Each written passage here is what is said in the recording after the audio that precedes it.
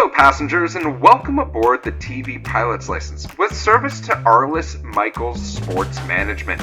We ask that you please fasten your headphones, secure your podcasting device, and remember that if you have a connecting flight and are afraid you're going to miss your plane, please scream "hot soup" at the top of your lungs repeatedly, and we will make sure to help you as much as we can. Welcome to the TV Pilot's License. My name is Geoff Kerbis, joined by Rich Inman and Max Singer. How you boys doing today? It got it bad, so bad, I'm hot soup. You shouldn't tell people the TSA loophole of yelling hot soup can get you anywhere in an airport. Well, boys, this week we are celebrating the Olympics. And, you know, why not celebrate the Olympics with a bit of a hit sports show by the name of Arliss? And that is spelled with 2 money signs in case you're trying to search at home. But before we do so, Max, do you mind telling folks who are celebrating the Olympics or maybe just found us what the TV Pilot's License is? You mean our listeners? Oh. All right, bye. I'm gone. I need to... Rich has been cooking that one up since he found out we were doing this. No, that just came to me in the moment. Oh, I call bullshit. Max, what's this podcast about? I actually do, by Jeff. I've got like 3 more things about soup I want to discuss first. Here at TV Pilot's License, we break down and analyze the pilot episodes of some of TV's most famous, or in some cases, infamous shows. We learn a little bit more about how these shows came to be and were originally made, if they're effective pilot episodes and making us want to watch more, and if we think they could be made today, go back and stream our old episodes from wherever you listen to podcasts. Check us out on YouTube and TikTok to see our smiling faces. And if it is your first time flying with us, then welcome aboard.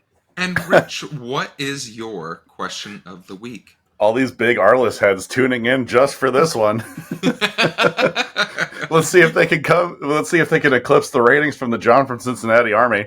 Well, I would love to know. Obviously, this is a show with a bananas amount of sports cameos, and I feel like the sports management sphere has become so condensed. Unless you grew up and were a childhood friend of an athlete that is like a number 1 or number 2 draft pick, like you're not starting a new sports agency. I'm sorry. They're going to one of the like big handful of them.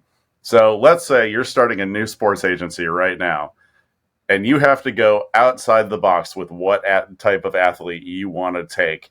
The Michael Jordan of your insane ESPN 8 The Ocho type sport.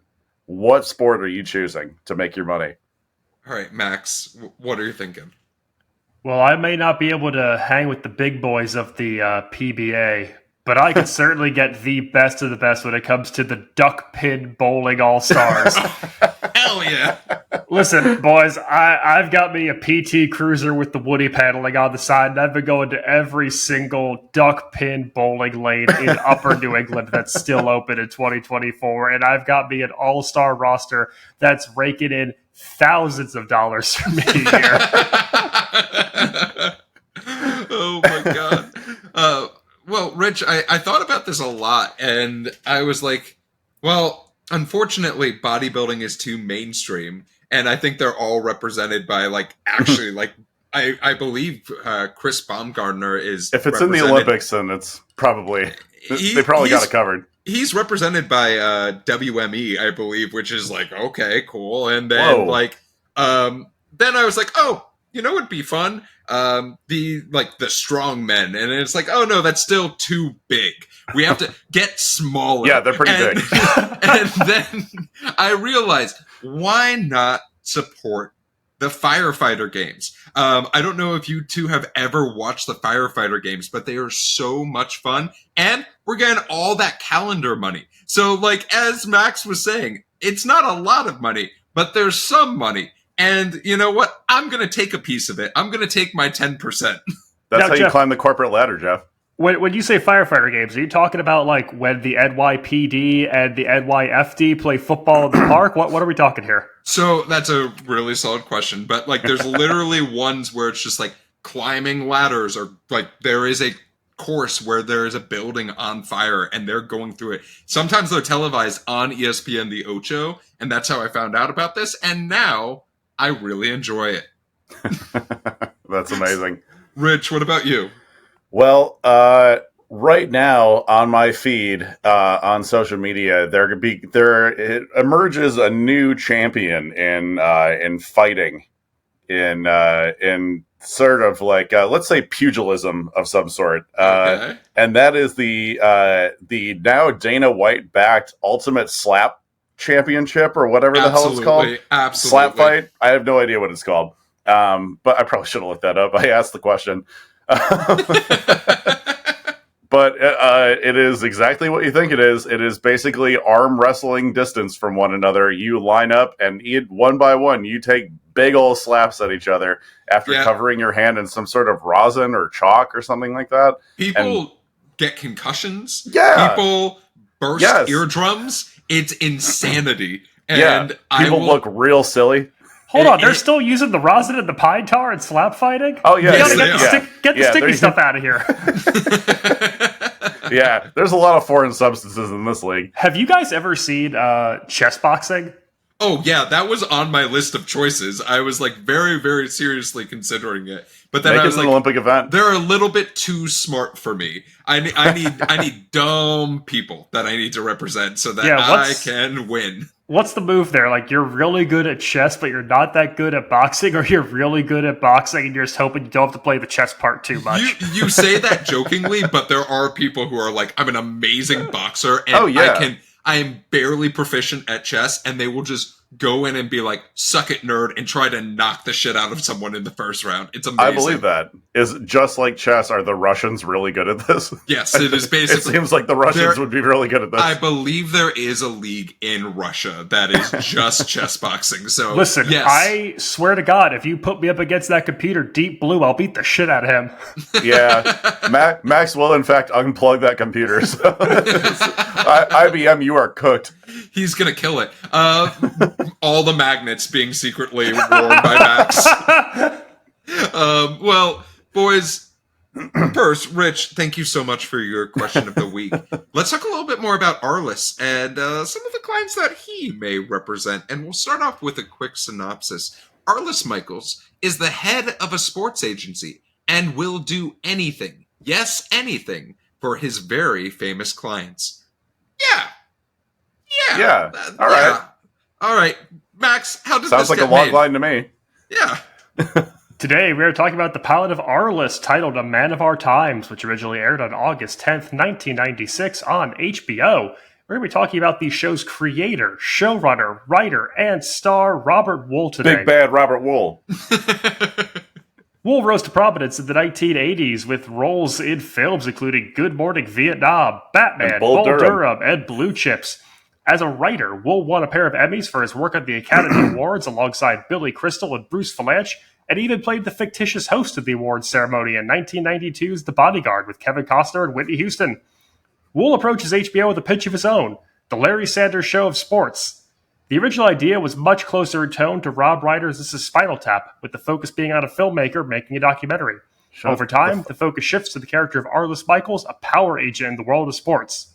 Wuhl and his co-creator, Mike Tollin, a sports documentarian and later film producer, met with real agents to gather their stories for inspiration. What other inspiration? Well, that would be a little book known as The Art of the Deal by Donald Trump. Oh, Shut the fuck up. No, we're done. Per Wuhl, I had read The Art of the Deal, and I thought this is 100% total bullshit. He's saying... Robert Wuhl, hit us up. He's saying stuff, and I don't believe a fucking word of it. He's telling you what happened, but I want to see what really happened. We could use this as Arliss, the sports agent, telling you what happens, and then we prove he's full of shit and show you what really happened. To round out the cast, Wuhl and Tollin brought on actor-comedian Jim Turner, best known for his MTV character Randy of the Redwoods, a network mainstay in the late 80s, Michael Boatman, who would pull double duty alongside Spin City in that same year, and a young actress by the name of Sandra Oh. Oh won the role of Rita over another soon-to-be breakout actress, Lauren Graham, who would find major success with Gilmore Girls a few years later. After 20 years off the air, Arliss was made available to stream finally in 2022. So, are we signing Arliss to a Max extension or not, guys? Well, Max, thank you so much for need to just jump in that the very first note that I wrote down while watching this pilot was, this feels like the Larry Sanders Show, but for sports. Oh my God. I can't believe that was the exact pitch that he brought it to. Well, I'm excited to talk about this one in all honesty, because I had no idea what this was going in, but immediately the montage that we got of celebrity cameos to start this pilot was incredible. Incredible. Like, we got Shaq, we got Dan Marino, we got Barry Bonds with a mustache, which is like Barry Bonds at the height of his powers before steroids. And then we also a real proportionate size noggin. My guy was looking very handsome with a nice looking head. And I was just watching this and I was like, this is great. This is a really good way of building the world of like, this is the expert within his space, and you should believe everything before we tear this house of cards down. He got mid three-peat Scottie Pippen to do this, to do that intro. Like, they pulled out all the stops. I don't know how many favors they must have called in for the show. Well, it's also like one of those things where like Shaquille O'Neal is in this pilot. And that was when Shaquille O'Neal was like, I'm going to do everything. Just had a rap album come out that to this day is still on my Spotify playlist. is very much trying to do movies and wants to be a figurehead within Hollywood. Shaq was just in Blue Chips with his boy, Robert Wuhl. You don't think that he was amped to do this TV pilot for his boy? So, like, let's talk a little bit about what we see here, because we get this idea of, I represent athletes.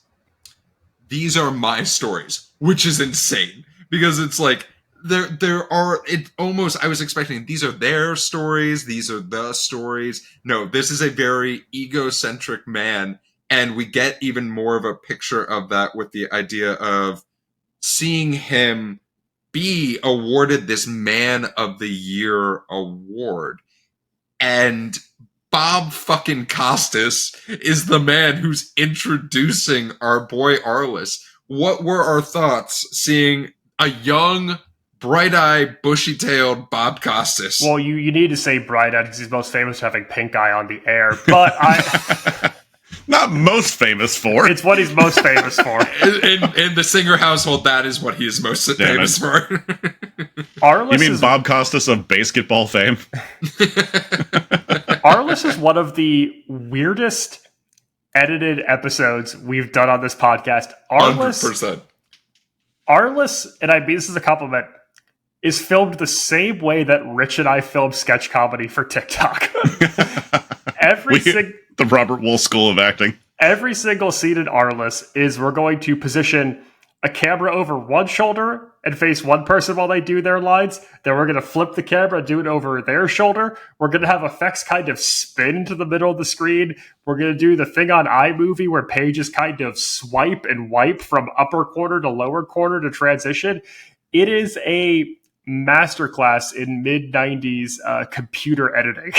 The thing is, I think if I sat a bunch of Gen Z YouTubers in front of this pilot and had them watch this, they'd be like, this is revolutionary. We need to do this. Like, fuck the putting memes in like randomly when they're slightly referenced. We are going to edit everything like Arliss and reset the clock. R.I.P. Arliss. He would have loved iMovie.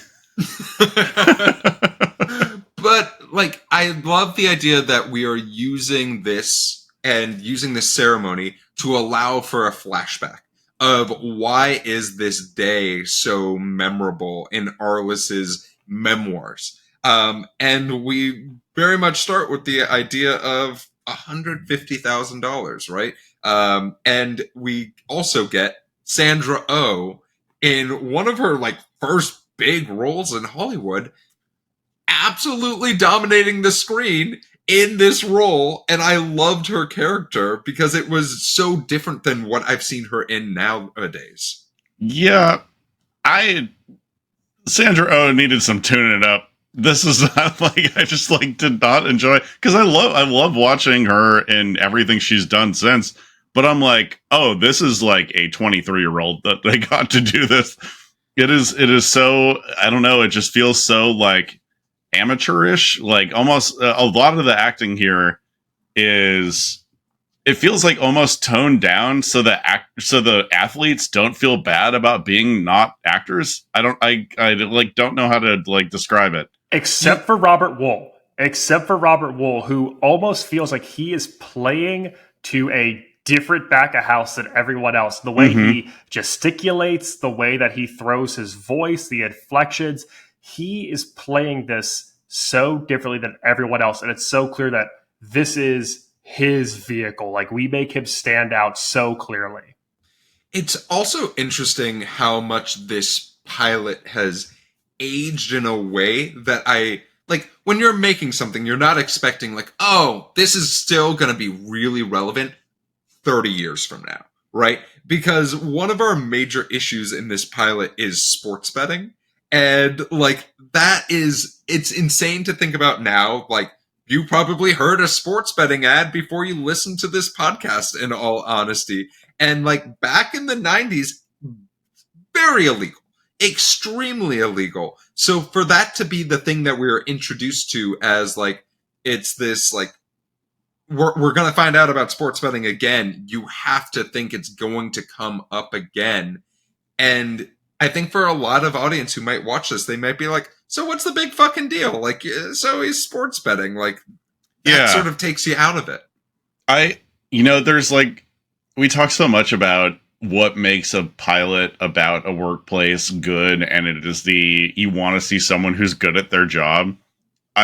Throughout this entire 23 minutes or however long this is, I have not seen Arliss once be good at his job, where he's just like, his employee is like a deadbeat down, like, is how much money to the mob for gambling? $35,000 or something like that.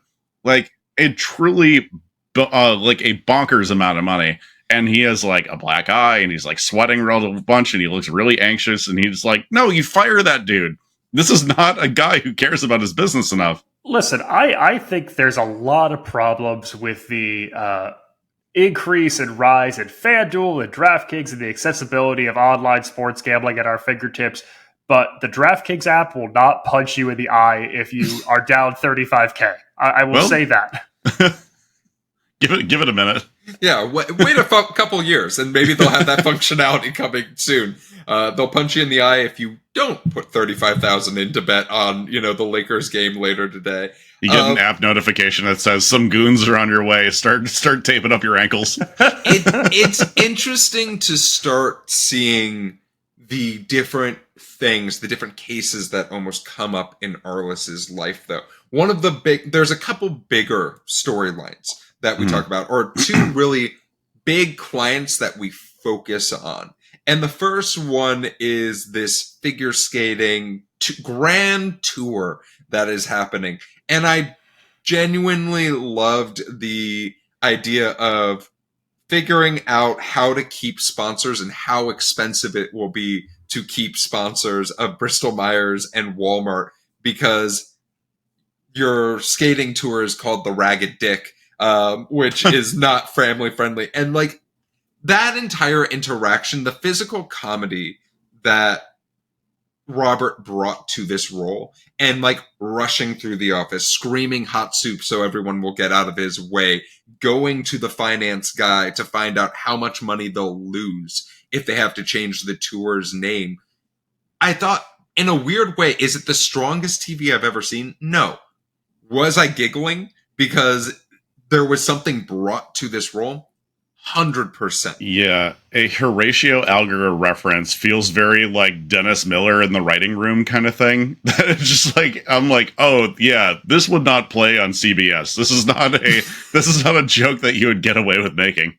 Did you guys ever go see Ice Capades or Ice Tours in the 90s? No, I did not. I feel like at any given moment, there was an Ice Capade happening in a town near you in 1996. Like, they were just everywhere as we started to make these Olympic figures from the 80s and 90s. We forced them out because they turned, 22, whatever's old for a figure skater back then. And we put them on skates and we made them dance around to Disney songs for children and in small B-level arenas. I went to a few of those. It was the only place where you get to see Surya Bonali, the person who got disqualified for the Olympics for doing a backflip on ice. Look, you could see Surya Bonali, you could see Christy Yamaguchi, just tearing it up in a town near you anytime. We're pre-Nagano right now, baby. I mean, it does make sense though at the same time because the Olympics come once every 4 years, and what are you gonna do those 2.5 that you're not preparing for the Olympics? Ice capades. Blades pay the bills. Oh boy. But I think that this sort of having a client like this, and then on the other side, having the idea of going and seeing that client, seeing the shady ass behavior that Arliss has to do with not only his client who is the female client, but the male client who's the star of this fucking show, only to find out our first potentially wait a minute moment later that this is a gay man who, Arliss just came from a family values based conversation with sponsors, and now you have a gay man in 1996. And this feels very weird to talk about and be like, oh, it was very taboo after doing Will and Grace last week. This is 2 years before. 2 years before. Arliss also calls out his client for singing a song from South Pacific, and again, it's another one of those jokes, Rich, where it's like there's such. Who is this for? There's such exactly. I don't understand how we're getting Shaquille O'Neal as himself and Rodgers and Hammerstein references in the same 22-minute pilot.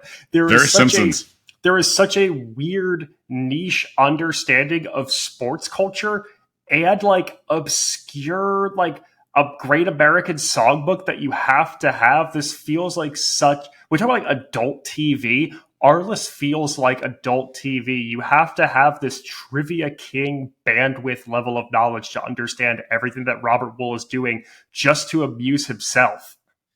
Yeah. It's definitely a lot, right? This pilot, as someone who has some attention deficit disorder, this pilot also suffers from a little bit of attention deficit disorder because it is going everywhere in every single direction. And right when we're like, oh yeah, the main issue of this episode is our ice capade centric thing. It's like, oh no, joke's on you. That's too boring. What if we multitasked it? What if we multitasked in this instance and also had a cornerback who is very financially unstable, just to put it lightly, and also turns out is probably going to get fired from his team that he currently plays for. It came out of nowhere, but it also, if I had to pick one of the two storylines that was more interesting and probably a little bit less offensive, I would have chosen that one, but that's personally me. Geoff, I think you're definitely not the only one who felt the ADD from the script. It is very much... I think my biggest issue with Arliss as a character is that it feels like they got the cameos first and wrote the script second. And what that means for the way this is written is that Arliss is an extremely reactive character. He is not making the proactive decisions. It is just, we almost don't learn anything about him throughout this entire pilot. It is like, we don't know what his wants and needs are. He is basically just keeping plates spinning the entire time. It is not even the what makes today different from any other day kind of thing element of it is seems very passive and seems very low stakes, and it's not what I'm referencing for everyone listening again is the charity dinner that he is being honored at, but it is there's so much to this character that is not revealed to us at all, and I don't know if they wanted to make sure it was a I don't know, not to compare it to another HBO show, but Ballers, we get backstory. No, we should 100% compare this to Ballers. we will be comparing it to Entourage and Ballers in a little bit. Arliss is, for folks at home, Arliss is what if Ballers was made in the style of early Curb Your Enthusiasm. That's the best way that I could put it. It is a person who is going through the world with things happening around them that they have to react to. And they're basically these little vignettes that they have to react to time and time again. It's a very case of the week type of show. But also it has a lot of Foley effects and star wipes and punching sounds and things like that randomly in there. It's like, it's grounded, but also fantastical. I don't know. It's so many things. Yeah. I am now only imagining, and this will happen for the rest of this episode. And I implore the audience to imagine. Close your eyes with me. Rich, close your eyes. Max, close your eyes. We are imagining Robert Wuhl's Arliss in Ballers, and only that. And this dude's getting eaten alive. And I am just saying that opening scene of when The Rock's character, and we see The Rock's ass and his back like bare naked, Arliss, there's no difference. They both take up just as much space in the room. Arliss's personality, The Rock's big old muscles. I can't wait. HBO, please call me. I'm waiting. I've been waiting. Ricky Jarrett would eat Arliss Michaels for breakfast. Oh, dude. Oh, 100%. He'd make a better rap song, too. So I want to talk about one of my highlights of this episode. And I did not think I was going to say this going into this, nor did I expect this. But Jerry Jones is one of my highlights of this episode in his little puffed rice breakfast meeting with Arliss, where I was just like, this, I could not even dream of this on all of the edibles. Like, I could not dream of this scene, and it happened. I don't think our listeners need much of a base to know who Shaquille O'Neal is, but we will break this down really quick, that this is the owner, team president, and general manager of the Dallas Cowboys, playing himself, meeting with Arliss Michaels to talk about their star defensive player who plays for a team that is not the Dallas Cowboys, but it is the Dallas Cowboys, but we can't use any of the logos, but we're going to make their jerseys the exact same. And I can't believe they couldn't get the rights when they had the owner in the show. We're also going to make the jerseys of the other team look very similar to the Washington football team. And they just called them the Skins in this. Yeah, they just called them the Washington Skins. Which is insane. That's worse. That's somehow slightly worse. Mild cannibalism connotations.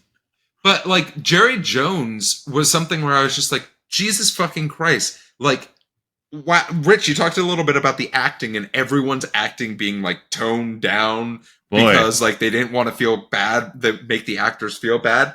And then, like, I now realize that thinking back on Jerry Jones acting, where my dude was overacting so much that I was just like, I love seeing Jerry Jones try. It's like seeing kids when they do a play and they're in the 5th grade and you're like, I'm so proud of you for remembering your lines and remembering how to not wave at me while you're saying them. And I'm proud of Jerry Jones too. He tried his hardest, and that is all we can ask of him. He played football too long as well. Jerry Jones has appeared on Arliss more recently than the Dallas Cowboys won their last Super Bowl. Let's go. Go Birds. Fuck the Cowboys. Yeah, fight me, Cowboys fans. What a weird direction this podcast has gone. Yeah, you know how what is our audience now? You know how you can get back at us, Cowboys fans? Subscribe to the podcast and leave us mean comments. We'll never talk about Jerry Jones poorly ever again. Oh my God, that's how. If you get us over 5,000 subscribers, we'll never mention Jerry Jones again. But yeah, I agree with you, Geoff, because you could almost in that scene hear Jerry Jones' eyeballs like reading the scenes off of cue cards. It is so over the top, and it just looks so uncomfortable. And just knowing how many high stakes or high level sports cameos are to follow, like, I mean, you guys will see in my Game of the Week, I went through all of them, and I couldn't find a lot of them who I would describe as TV personalities. Well, you talk about high-profile cameos. We leave our meeting with Jerry Jones, and immediately Shaq is just in the office. And then after Shaq, and Shaq did fine. You know, like, Shaq, after watching Blue Chips, Shaq definitely took some acting classes, and Shaq nailed it. Well, the rapport between him and Robert Wuhl, I mean, you could just see it. A+ rapport Palpable. right there. That he alley-ooped him his line. Shaq was like, I feel at home. But that man's going to star in not one but 2 movies this decade. We do have 2 more interesting sort of things that happen in this, in that we meet this man that is supposedly marrying our Ice Capade's lead, who then blackmails the Ice Capade's lead, which was like, I sort of expected it, but I was like, this feels like a scene and a storyline. Once again, I will say it just didn't need to happen, because the Latrell Shabazz scene of Arliss suggesting you could throw a game and bet a shitload of money on it and win the game. Way out of left field. It was out of left field. It was very interesting. I think if we did an entire pilot about that, I have a very different tune that I'm talking about with this pilot. But we only gave it was a 90-second conversation. And I was just like, okay, cool. So he's betting on the game now, and that's the end of this pilot? Like, what the fuck is happening? Yeah. No, guys, you're right. This needed to be an hour-long pilot. There's too many loose threads. Well, we talk a lot about like how characters earn their reputation like throughout, like in their development and stuff like that. It's like what has led us to this moment is like a little bit of like white lying. Like, I wouldn't, some mild white collar crime, I would say, from Robert Wuhl's character, but like nothing led me to believe that, like fraud and illegal gambling and like anything like that would even cross his mind to sacrifice his morality. But like, that's the thing that I think, we'll talk about if we'll watch more of this, but I could bet $500,000 right now that I don't think that storyline will ever come up again. Like, and that's one of those things where it's just like, there are shows that we have talked about, Ballers as a great example. If something bad happens in the episode, it happens in the next episode. It just doesn't magically, we don't wipe the whiteboard this feels episodic and imagine it. This very much feels like, well, if it happened here, it never happened. This is a different dimension. It's very sitcom procedural. It feels like what happens when the credits roll and we see that book spin back into focus at the end is where we leave it. I do like the Shabazz scene, though, because it's the most comedic Arliss portrayal of this pilot. You get to see him, awkward white guy, bopping along to Shabazz laying down his rap track, which also feels very of the moment for the mid-90s. Very Deion Sanders. Very like Shaq. primetime Neon Deion. We get my favorite one-liner of this, which is that you broke a morals clause in your Ben and Jerry's contract, which is so specific and so funny. And then, it's this like left field heel turn of, I hate that I always see spreads on games, but if a team were to, point shave a little bit, it's so bombastic, it's so over the top, and I think it definitely encapsulates that idea that Wuhl had of what Arliss tells you in the VO and what we see in the 20 minutes in between are going to be 2 different things. Yeah, that 100%. scene nails the principle of what I think Wuhl wants the show to be. And let's summarize, because I think that we can go to our things we loved and wait a minute moments really quickly, because things I loved that scene. I think that scene was great. I think that scene painted a picture of, Max, when you say it was the art of the deal, like mixed with like the Larry Sanders Show and sports agents, and I'm just like, yeah, that's perfect. That is exactly what I want to be watching, because if we have an entire 27-minute pilot that's dedicated to that sort of behavior, I think we're all a lot more invested in it. But that's why that scene stood out to me. I think it stood out to all of us because it was so unique and it was really well done and it was engaging. He just needs to be like darker as a character if he's going to like be openly committing felonies, though, Max, what about you? What were some things that you loved about this pilot? I do really love and appreciate how specific it can be and how Arliss as a fictitious character exists in a real world. Like everything of 1996 is real. When we're at the gala at the very end, someone who introduces and speaks on Arliss's behalf is Hall of Fame pitcher Jim Palmer, who played with the Baltimore Orioles through his career. And he makes a reference to some jockey ads that he actually did in the 1980s. And it's like, okay, so to appreciate Arliss, you have to know who Hall of Fame pitcher Jim Palmer is. You have to know that he posed in his underwear for jockey ads and that these things got ridiculed with him being a Major League Baseball player. You have to know who all these athletes are. And like, it reminds me in a way of how in movies like Pop Star or Walk Hard, like these fictitious musicians exist in the parameters of the real world and people talk and know and love them. And it sets up that anything that you know and love about sports can happen in this. Like anything is possible, and Arliss will somehow find a way to like be a cog in this. Rich, what about yourself? Okay, so I know the Shaq scene is not wildly charismatic, I would say, but they do get one of my favorite sports digs of all time in where they're talking about Shaq potentially like he'll have the opportunity to go play baseball if he wants. First of all, being able to try every sport, they predicted the Shaq versus series on ABC. I don't know if you guys remember that. Yes, I do. That was a real show that Shaq ended up actually doing, and it was fascinating. But then he's like, yeah, and I won't hit no 202 in the minor leagues either, which is precisely Michael Jordan's batting average when he left to go White play Sox baseball hero, Michael Jordan. Birmingham Barons hero. Yeah, I mean, let's just dive in to wait a minute moments, right? Oh boy. And I'll just, I'll start us off with an easy one.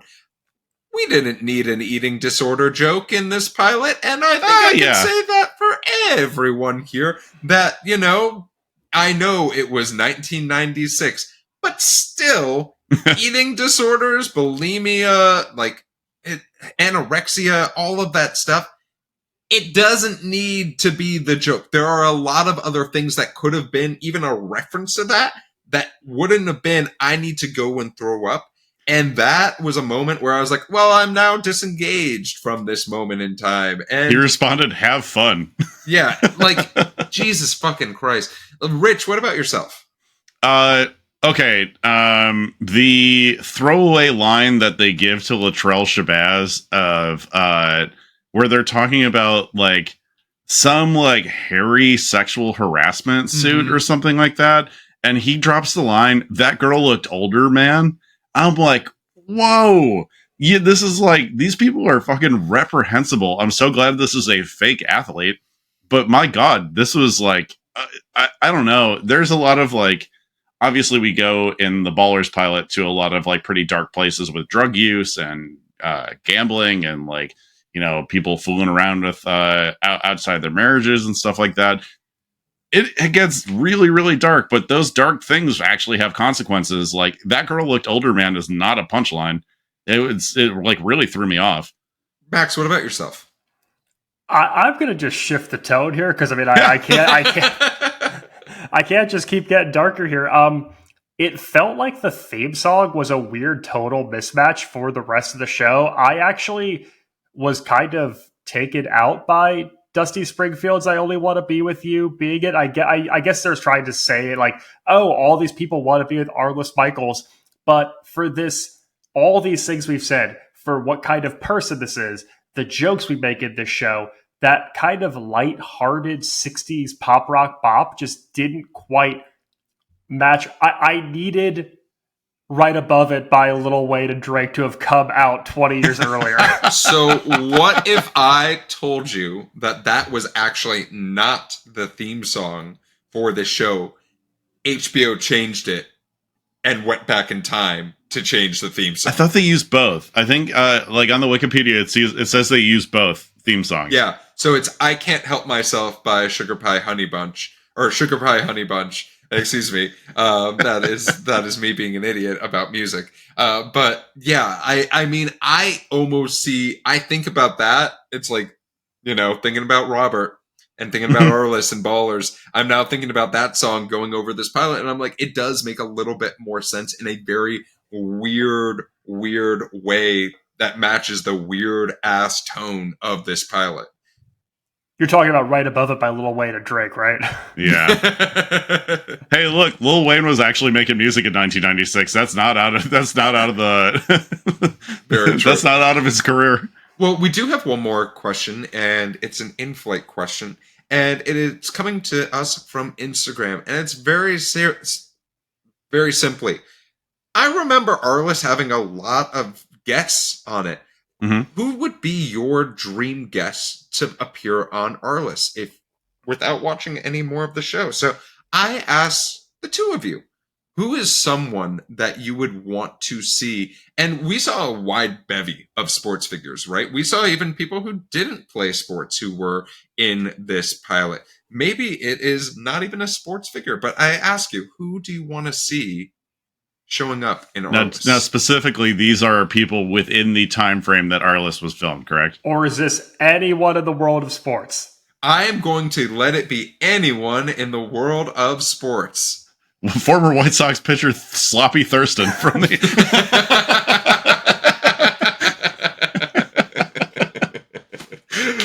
of the famous 1923 Chicago White Sox. Oh my God. Max, what about you? I'm going to go with one of the most charismatic characters in professional sports today. Someone who loves to show up on media days with ridiculous new haircuts, has lots of side businesses and projects that he thinks he can make a quick buck off of. And I'm going with Jimmy Buckets, Jimmy Butler himself of the NBA. Hell yeah. Very nice.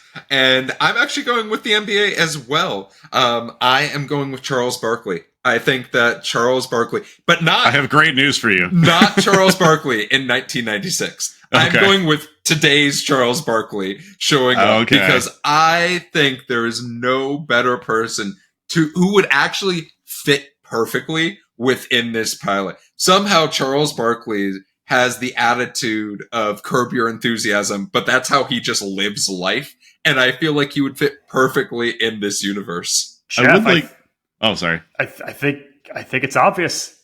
We need a reboot. Yeah, cancel that next segment of the podcast. Chuck, I'm serious. I know you don't have social media. I don't know who's going to show this to you, but I have a pitch for you. Barkless.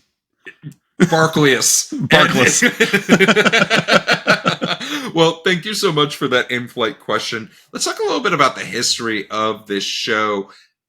This is going to be interesting, and I don't think any of you are going to see where this is going. So 7 seasons and 80 episodes.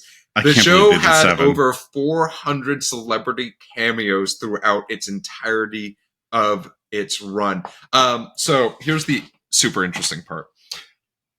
This show was really well rated by viewers, but to the point where when they polled male HBO subscribers, they said the reason they subscribed to HBO was for Arliss. Now, on the other side of the coin, you might have noted that I said viewers. Entertainment Weekly, multiple years in a row, called Arliss the worst show on television. Multiple years in a row. Well, it's not TV, it's HBO. Yes, absolutely. Now, this is one of my favorites. 11 nominations, none of them major awards, but here's my favorite. We're talking about like the prime days of like dial-up internet, and there was one that it was like... Go on. So when I was looking at Arliss awards and like doing my research, one of the things that came up was this award that I had never heard of before. And usually that's not a good sign. The AOL You Got Mail Award. It was the Online Film and Television Association. So think back in 1999, what sort of online is online? And I just was like, I was cracking up about that because they had 3 nominations and no wins for those awards. And I've never heard of them. But they did win 2 awards in their time. So, not everything on HBO is award-worthy and award-winning. Can either of you guys name a single show that was on HBO in 1996? I have no idea. Larry Sanders Show still was. Oh, that's right. Okay. But I mean, aside from that, we hadn't hit Oz or Sopranos or Sex and the City was like a year or two later. Yeah. Wire was later. Yeah. I can't think of like what honestly was on HBO besides boxing and movies. It was movies, boxing, and then, if you stayed up a little bit late, some other stuff. Yeah, you could see some 30-minute stand-up specials. Some stand-up that was filmed in San Francisco, back when all the comedy was in San Francisco. It was like the Dennis Miller show. Like, what the hell was even on at this point? We'll probably do podcast episodes on them, so who knows? Tune in next week for Taxi Cab Confessions. Yes. That is the history of this show. Rich, it is now time for your game of the week. Yeah, boy, is it. All right. So obviously, we have talked at length about cameos. And I am stalling. Quick cutter for the folks at home. You can start playing this at 1.5 speed. So I have found, I have gone through that archive, Geoff, of all of the cameos that are on this show, and I have compared that against a timely Backyard Baseball 2001 celebrity roster. Oh, fuck yeah. And I need to know, and I am sending you guys an image right now. We'll try to post it on socials later if we can. Did you guys get it in your text messages? Oh, yes, text I did. Messages. Ooh. It is a full screen of the entire lineup of the 2001 Backyard Baseball roster here.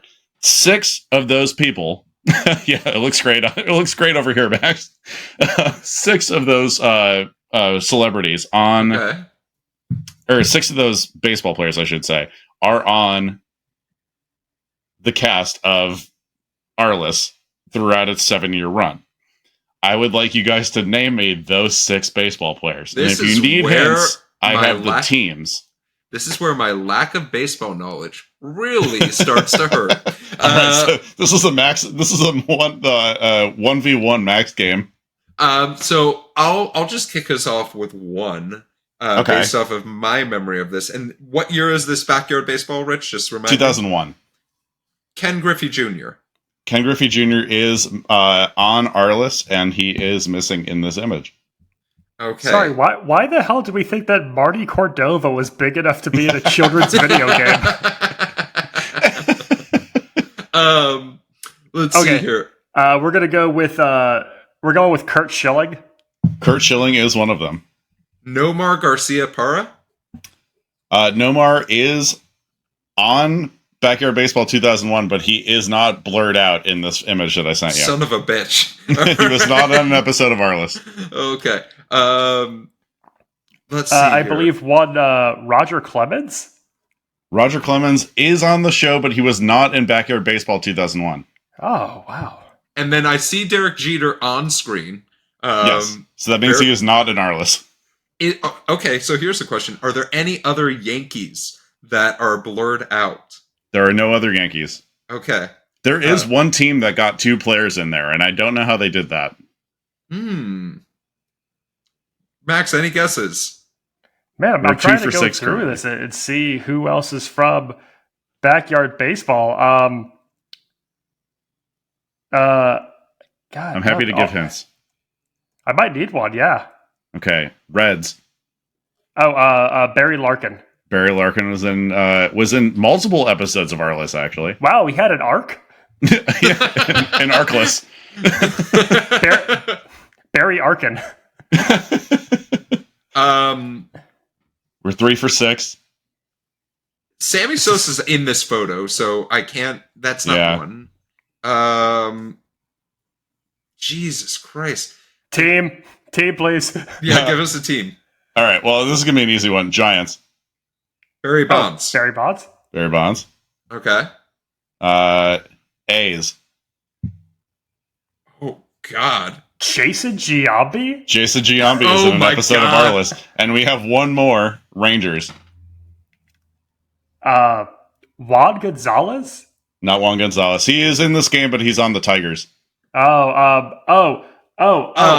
Pudge. Pudge Rodriguez is the sixth one. We got all six. Ding, ding, ding, ding. I was going to say Rafael Palmeiro. My baseball knowledge is from 2000 to 2004 and no earlier or later. The number of unbelievable cameos that they have in this. Frank Robinson is in it. Hank Aaron is in it. Ken Caminiti is in it.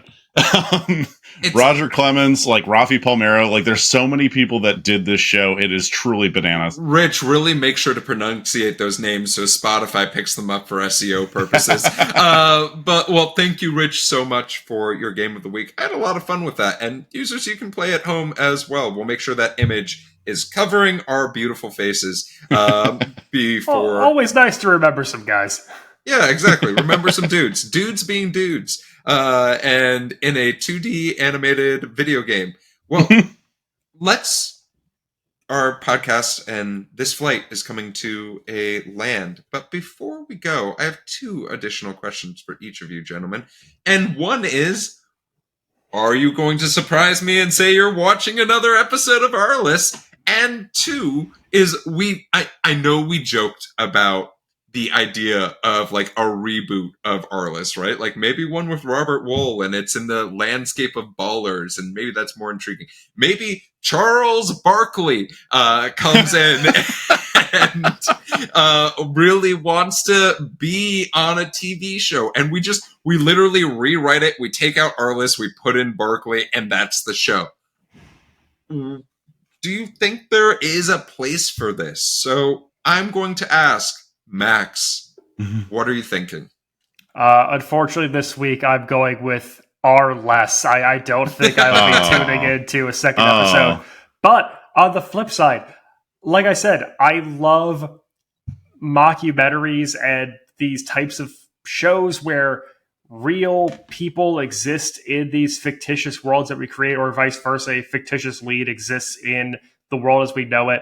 I do think that a sports-centric, cameo-heavy, pseudo-mock documentary type of thing could exist and could work. I think that athletes have now taken the reins from the power agents, and I think there's so many big personalities who could succeed and thrive in a show like this, and I would love to see what the sleeker, more modern 21st century of this concept could look like. Rich, what about yourself? Robert, will not be watching more of this. But I do agree. Like, for me, the tone is all over the place, and I just like it. It really takes me out of it. I will agree with Max in the sense that I think Ballers was the answer to like, what if we made a 2016? Or I'm sorry, no, 2014. I can't remember when it came out. It's timeless. Version of Arliss where it was gritty but also sexy, and like the world of like what sports management in Miami probably actually is. I mean, more dramatized. I would like to see a comedy version of it again. I would like to see it maybe with some athletes that really like want to get into their acting chops and not just be a face that gets thrown around. But yeah, I can't watch more of this. It's really hard. I thought it would be better, and then I tried to put the 1996 lens on, like, Everybody Loves Raymond, like Friends, etc. Larry Sanders, and like Larry Sanders just like eats the show in sleep. It is crazy how much better Larry Sanders is than this. Do you believe in miracles? No, but absolutely fucking not. But Bob Costas and Al Michaels are both on the show. Yes. No, I mean, I really, really wish that this show worked, because if you pitched me the concept of it, I would say that show sounds like it was written for me. Like that show, like that is my show. And then trudging through that, I've never felt like that HBO less than 30-minute pilot has seemed like 2.5 hours of my life gone by. Like, I just was really, it was tough. I took a break halfway through this pilot to like get a glass of water and remind myself that it will end at some point. Oh boy. And this is like one of the shortest pilots that we've watched ever. Yeah, and I mean, as far as more of this, like one of the things that I meant to mention is HBO has actually said that the success of Arliss gave them the confidence to do Entourage and Ballers, right? Oh, boy, great. Which is insane. So, because, Robert Wuhl, your crimes are unforgivable. Because I when I had the Max app up, it said people also like Entourage and Ballers, and I was like, do I need a Ballers palate cleanser? Like, Did you rewatch the pilot of Ballers? I almost rewatched the pilot of Ballers. I was this close. If the Euro Cup was not on, I would have rewatched Ballers, and that would have been it. But I think that this show had a lot of wasted opportunity, and I hope, like Robert Wuhl, no offense to you whatsoever. I know this was like your baby and you made it and you got 8 seasons or 7 seasons out of it. That's fucking incredible. But like, there is an opportunity for this show to be looked at and say, this was inspired by Arliss, but we made it for 2024 and beyond as something that everyone could love, not just the adult humor folks that even people who like adult humor are like, ew, yeah, I don't like your comedy. But yeah. I also like really love Robert Wuhl. Robert Wuhl was in like one of the best characters in Bull Durham. He was like, or one of the best, like, I mean, he has that one scene of them like parroting lines back and forth in the dugout. It's like the lollygagger scene. Like, Blue Chips is great. He also got this show like near the end of this run, or like a little bit after Arliss ended, where he's basically teaching like a college seminar about like the false history of the US and stuff like that. And it's funny and it's good and it's like exciting. And I hope he's doing more stuff. I haven't seen him in forever, but it is weird to be critical of someone that I like. Cause like, we shit on Aaron Sorkin a lot for the Studio 60 episode, but I love The West Wing. Or like, what's the Tom Cruise movie that he wrote? Jerry Maguire? No. You're talking about Jerry Maguire. Yeah, you're talking about Jerry Maguire. No. Aaron Sorkin did not write that. No. Where he's in the Navy. Oh, A Few Good Men. A Few Good Men. Thank you so much. But like, yeah, just like it hurt a little bit to see what this was and how long they gave it. God damn. So stick around after today's episode to hear 3 guys in their 30s discuss Bull Durham more. Well, gentlemen, although we are all 3 no's, but a hope of maybe something better coming in the future that is inspired, and our flight has come to a land, where can folks find the 2 of you? Max, where can folks find you? Hot soup and all things social media. All things social media at Maxwell Sing. You can find original sketch comedy from myself and Rich filmed exactly the same way as Arliss' pilot. Over on TikTok at Dadwagon Comedy. Look, we have visual art inspiration, okay? Also, hot soup would have been perfect for any time that we wanted to interrupt each other throughout this entire podcast. Oh, God. You can catch me going to see Ragged Dick on Ice, and you can also find me on Instagram at Damn That's Rich. You can find me having a meeting with Bristol Myers as well as Walmart to figure out how to make our podcast more family friendly. But if you're looking for us on social media and looking for me on social media, you can find me at Run Jeff Run. You can find the TV Pilot's License anywhere you listen to podcasts, as well as watch our smiling faces on YouTube at TV Pilot's License. If you have an in-flight question for us, shoot us an email, tvpilotslicense@gmail.com, or give us a call at 213-290-1713. Make sure to watch out for our Instagram for sneak previews of some of the stuff that we have going on. Make sure to enjoy the Olympics, root on for your country, and listen to more of the TV Pilot's License when there's a boring event and you don't want to listen to the commentary.